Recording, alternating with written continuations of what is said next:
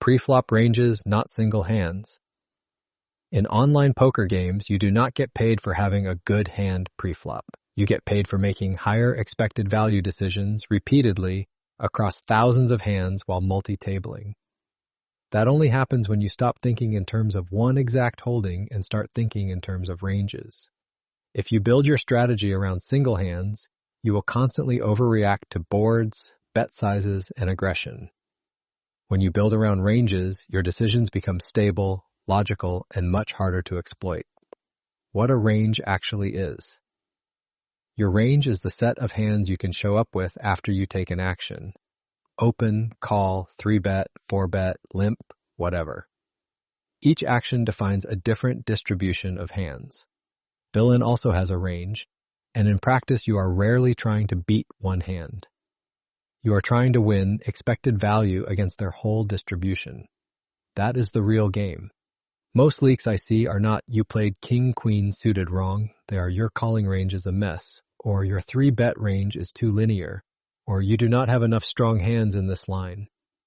Fix the range and the hands fix themselves. Why single-hand thinking loses money. Single-hand thinking creates fragile logic. You look at ace-jack suited and ask, is this good? The correct question is, how does ace-jack suited perform inside my opening range and versus their defending range, given position, rake, and who is left to act? Here's what goes wrong when you think in isolated hands. First, you overfold because your exact hand missed, even though your range is strong on the board.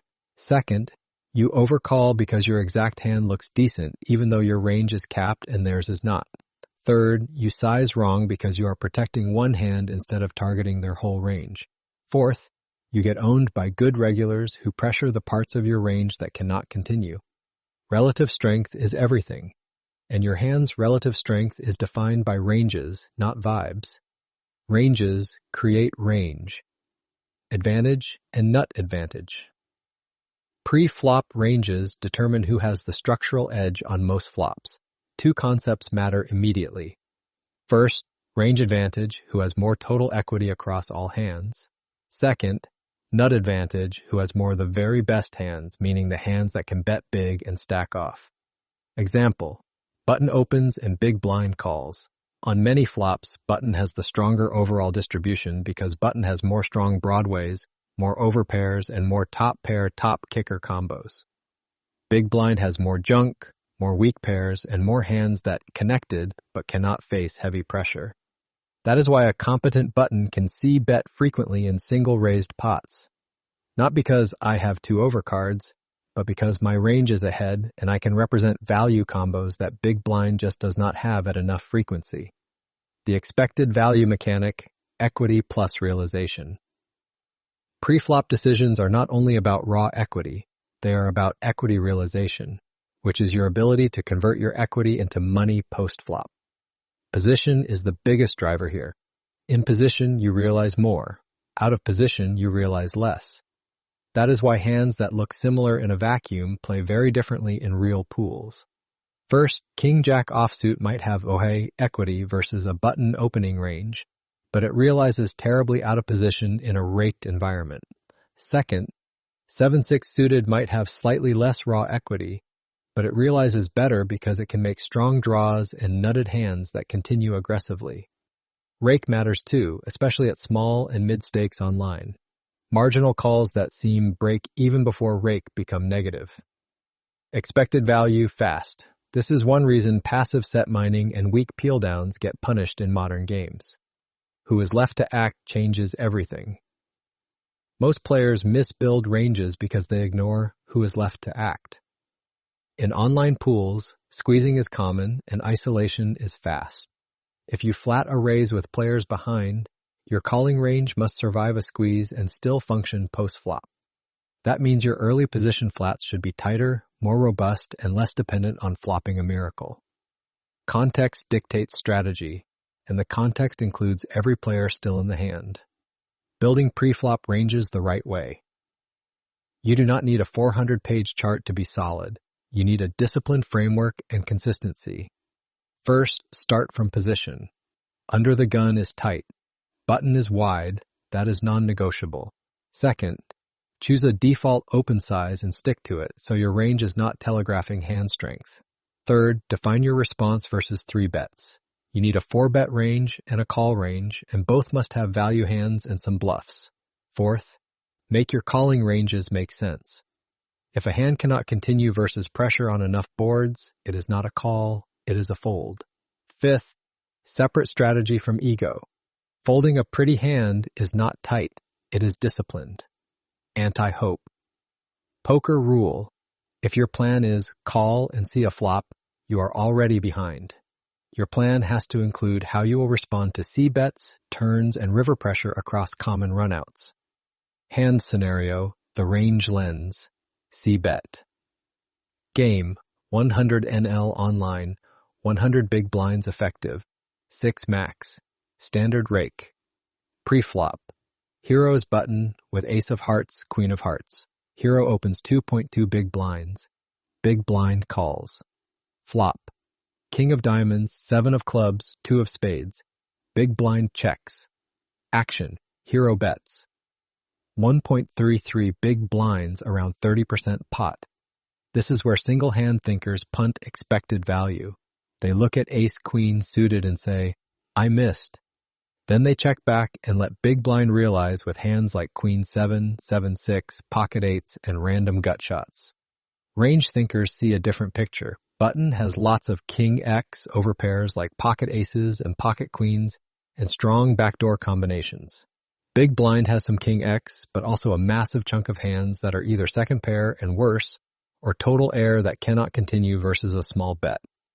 The 30% C-bet targets big blind's wide defend range, keeps your range protected, and prints immediate expected value through folds.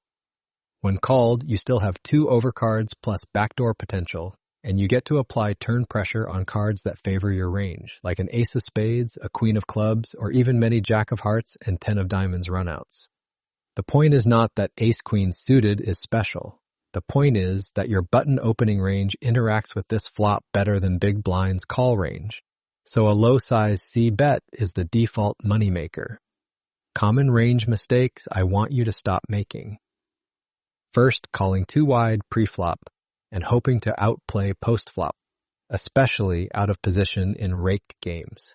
Second, 3-betting only premiums, which makes you face up and kills your win rate versus thinking regulars. Third, overvaluing suitedness on hands that still make dominated top pairs like King 9 suited in bad spots. Fourth, ignoring blockers when choosing bluffs, which leads to spew in 4-bet and 5-bet nodes. Your goal is to have ranges that are coherent. They should contain the right mix of value, bluffs, and hands that can continue. If your range cannot handle heat, the pool will find it, especially online where everyone is seeing thousands of hands per week. How to study pre-flop ranges efficiently. Do not memorize everything at once. Build from the highest frequency spots. First, button open, big blind defend because it happens constantly. Second, cut off open, button 3-bet because it defines your whole 3-bet defense game. Third, small blind versus button single raised pots because you are out of position and realization is tough. As you study, ask one question. After I take this pre-flop action, what does my range look like on most flops? If you cannot answer that, you are not ready to play post-flop aggressively. Key takeaway. Stop asking, is my hand good?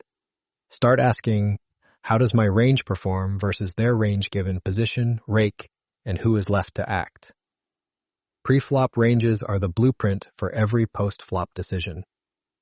When your ranges are tight, where they should be, aggressive where they should be, and structurally protected with value and bluffs, your expected value becomes predictable, your lines become harder to counter, and you print more consistently in online pools. Now, let's test your edge. Question 1. What is a range in the context of pre-flop poker decisions? Answer, the set, distribution, of hands you can have after taking a specific action, open, call, 3-bet, etc. Explanation, each pre-flop action filters your possible holdings into a different group of hands, which is what opponents should be responding to, not one exact hand. Question 2. According to the article, what are two immediate structural concepts that pre-flop ranges create on most flops? Answer: range advantage and nut advantage. Explanation: range advantage is who has more total equity across all hands, while nut advantage is who has more of the very best hands that can bet big and stack off. Question 3. In the button versus big blind example on King 7-2, what c-bet size does the article recommend, and what is the main reason for using it?